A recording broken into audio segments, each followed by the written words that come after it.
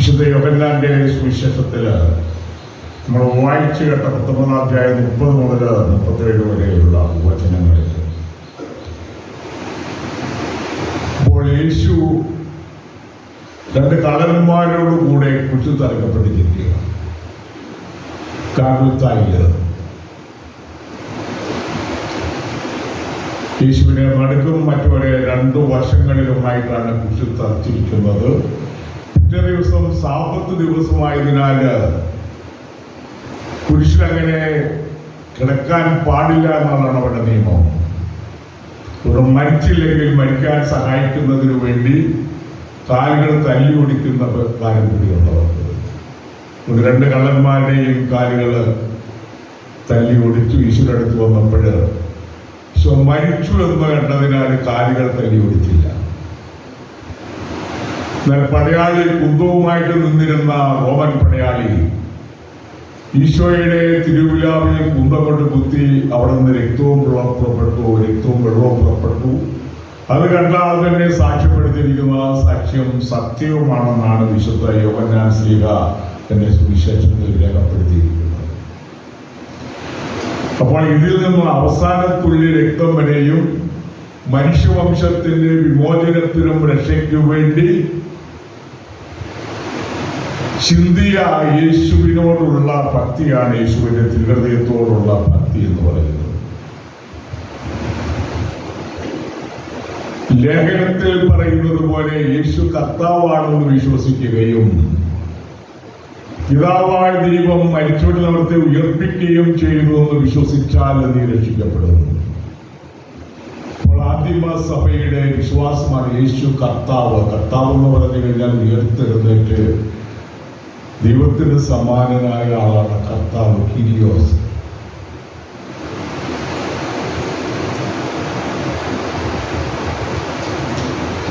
പഴയ നിയമത്തിൽ ഏശയ്യാ പ്രവാചകന്റെ പുസ്തകത്തിൽ 53-ാം അധ്യായം 3-4 വാക്യങ്ങളിൽ പറയുന്നുണ്ട്, അവൻ മനുഷ്യരാൽ നിന്ദിക്കപ്പെടുകയും ഉപേക്ഷിക്കപ്പെടുകയും ചെയ്തു.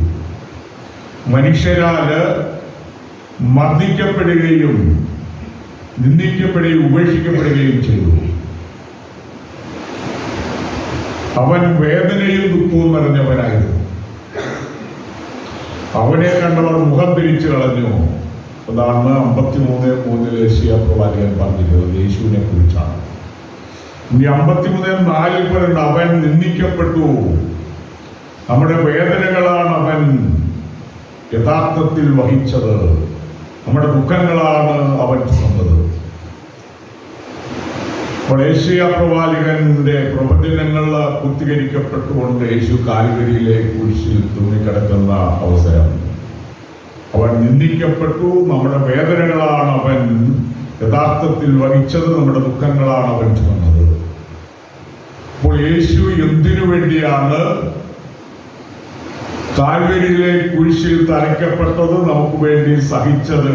അതിനുള്ള ഉത്തരം ഏശയ്യാ പ്രവാചകന്റെ പുസ്തകത്തിൽ അവൻ നിന്ദിക്കപ്പെട്ടു, നമ്മുടെ വേദനകൾ നമുക്ക് വേണ്ടിയാണ് അവൻ മരിച്ചത്, നമുക്ക് വേണ്ടിയാണ് അവൻ സഹനത്തിലൂടെ, വേദനകളിലൂടെ, നിന്ദനങ്ങളിലൂടെ കടന്നു പോയത്. അപ്പോൾ ആ യേശുവിന്റെ ആ സഹനം, കാൽവരിയിലെ കുരിശ്, അവസാനത്തുള്ള രക്തം വരെയും മനുഷ്യവംശത്തിന്റെ രക്ഷയ്ക്ക് വേണ്ടി ചിന്തി, അതിൽ നിന്നാണ് ഈശോയുടെ തിരുഹൃദയത്തിന്റെ ഭക്തി വരുന്നത്. ഈശോയുടെ തിരുഹൃദയത്തിലുള്ള ഭക്തി എന്ന് പറഞ്ഞാൽ മനുഷ്യനായിട്ട് അവതരിച്ച ദൈവത്തിൻ്റെ യേശുവിനോടുള്ള ഭക്തിയാണ്. നമ്മെ വീണ്ടെടുത്ത, നമുക്ക് വേണ്ടി സഹനങ്ങളിലൂടെ നമ്മെ രക്ഷിച്ച, 3-ാം ദിവസം ഉയർത്തെഴുന്നേറ്റ പിതാവിനോടുകൂടി എന്നും വാഴുന്ന യേശുവിനോടുള്ള, ദിവസുതനായ യേശുവിനോടുള്ള ഭക്തിയാണ് തിരുഹൃദയ ഭക്തി എന്ന് പറയുന്നത്. വിശുദ്ധ മാർഗരറ്റ് മേരി അലപ്പോക്കിന്റെ ദർശനങ്ങള് ഫ്രാൻസിലെ പർലേമോണിയയിലെ വിസിറ്റേഷൻ മഠത്തിലെ ഒരു അംഗമായിരുന്നു മേരി അലപ്പോക്ക്. മാർഗരറ്റ് മേരി അലപ്പോക്ക് എന്ന് പറയുന്ന വിശുദ്ധ 1673 മുതൽ 1675 വരെയും ഈശോയുടെ തിരുഹൃദയത്തിന്റെ പ്രത്യക്ഷീകരണങ്ങൾ ഉണ്ടായി എന്നാണ് രേഖപ്പെടുത്തിയിരിക്കുന്നത്.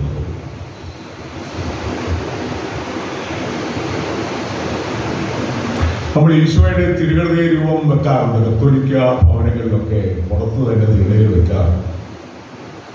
അപ്പോൾ ഒരു കത്തോലിക്ക കുടുംബമാണെന്ന് മനസ്സിലാക്കുന്ന തിരുഹൃദയത്തിന്റെ രൂപം നമ്മൾ പാരമ്പര്യമായിട്ട് ഈശോയുടെ തിരുഹൃദയത്തിലുള്ള ഭക്തി നമുക്കുണ്ട്. അപ്പോൾ ആ പ്രവേശിക്കുന്ന വാതിലിന്റെ അവിടെ ഒരു രൂപം വെക്കാറുണ്ട്.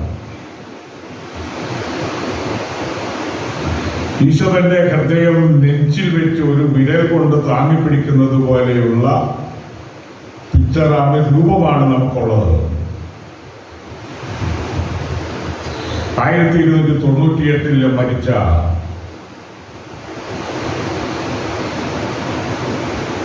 വിശുദ്ധ മെക്കലീഡും 1302 മരിച്ച വിശുദ്ധ ജൽത്രൂതും ഈ ഭക്തിയുടെ പ്രചാരകരായിരുന്നു. അവർ ഈ ഭക്തിയെ അഭ്യസിച്ചിരുന്നവരാണ്.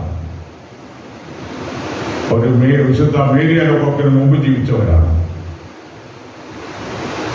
1856 തിരുഹൃദയ തിരുനാൾ സാർവത്രിക സഭയിൽ ആഘോഷിക്കാനായിട്ട് തീരുമാനമായി.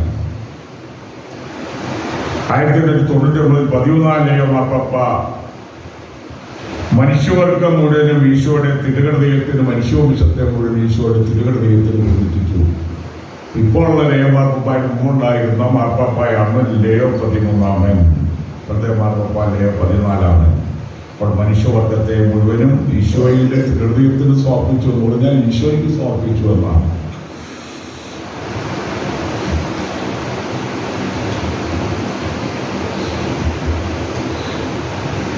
ഈശോയുടെ തിരുഹൃദയ ഭക്തിയിൽ ജീവിക്കുന്ന വ്യക്തികൾക്ക് 12 വാഗ്ദാനങ്ങൾ നൽകിയിട്ടുണ്ട്.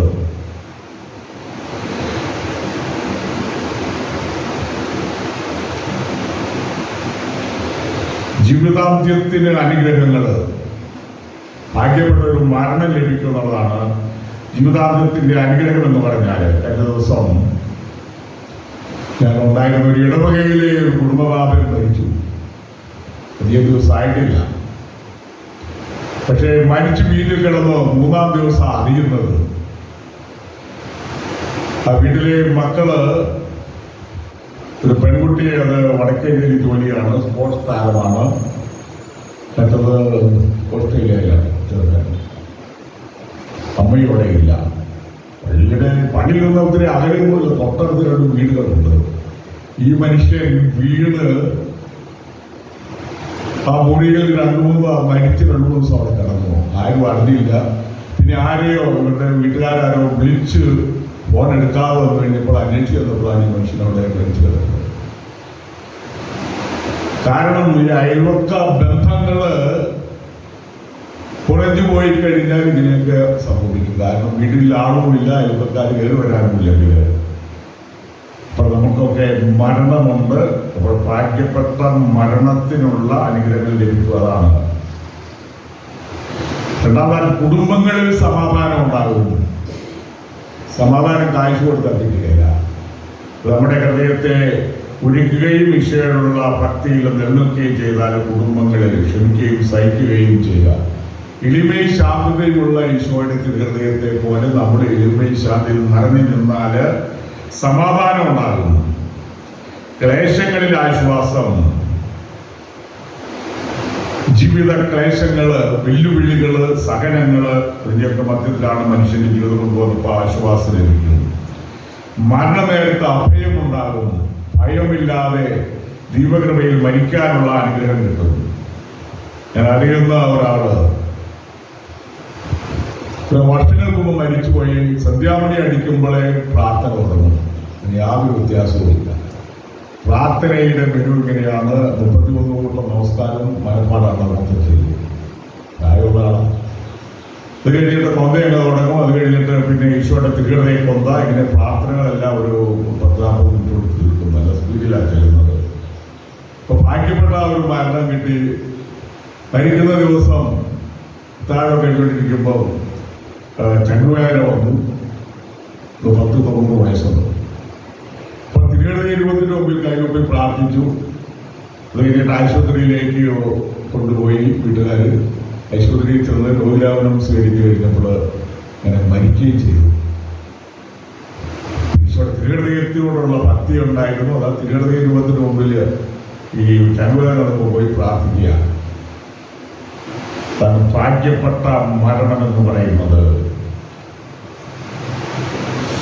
മരണത്തെ പരിശ്രമങ്ങളിൽ അനുഗ്രഹം, ജീവിതത്തിൽ നമ്മൾ അധ്വാനിക്കുമ്പോൾ അനുഗ്രഹം ലഭിക്കും. പാപികൾക്ക് ദൈവത്തിന്റെ കാരുണ്യം ലഭിക്കും. മന്ദഭക്തർക്ക് തീഷ്ണതയുണ്ടാകും, മന്ദതയിലിരിക്കുന്നവർക്ക് ചൂടുണ്ടാകുന്നു, മന്ദതയിലിരിക്കുന്നവരെ ഛർദ്ദിച്ചു കളയുമെന്നാണ് റെവലേഷന്റെ പുസ്തകത്തിൽ പറയുന്നത്.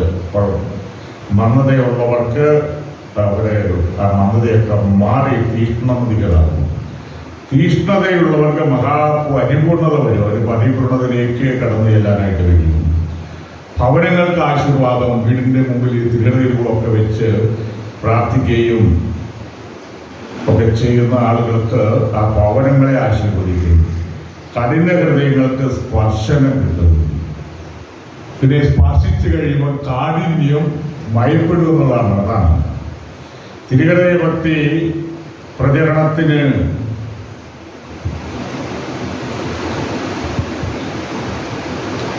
ഈശോയുടെ തിരുഹൃദയത്തിൽ അഭയം ലഭിക്കുക, തിരുഹൃദയ ഭക്തി പ്രചരിപ്പിക്കുക, ഈശോയിലേക്ക് ആളുകളെ അടുപ്പിക്കുക. ഒരു കാര്യം കൊണ്ട് മാസാദ്യ വെള്ളിയാഴ്ച 9 മാസാദ്യ വെള്ളിയാഴ്ച വിശുദ്ധ കുർബാന സ്വീകരിക്കുന്നവർക്ക് നല്ല മരണം, അന്ത്യകൂദാശയൊക്കെ സ്വീകരിച്ച് വീട്ടുകാരുടെയൊക്കെ സാന്നിധ്യത്തിൽ ഭാഗ്യപ്പെട്ട നല്ല മരണം ലഭിക്കാൻ ഇടയാകുമെന്നാണ് അവസാനത്തിൽ പറയുന്നത്. അതുകൊണ്ട് ഈശോയുടെ തിരുഹൃദയ രൂപം വീടുകളിൽ ഉണ്ടായിരിക്കുക, തിരുഹൃദയ ഭക്തിയിൽ നിലനിൽക്കുക, പ്രാർത്ഥിക്കുക. നമ്മുടെ ഇവിടുത്തെ സന്യാസികൾ SHT സിസ്റ്റേഴ്സാണ് തിരുഹൃദയ സന്യാസികൾ. ഈ പിതാവ് 1954 ഇവിടെ വന്നു കഴിഞ്ഞപ്പോൾ ഒറ്റ സന്യാസികളും ഉണ്ടായിരുന്നില്ല. ആകെ ഉണ്ടായിരുന്നത് ഒരു മംഗലാപുരം സഭയാണ്.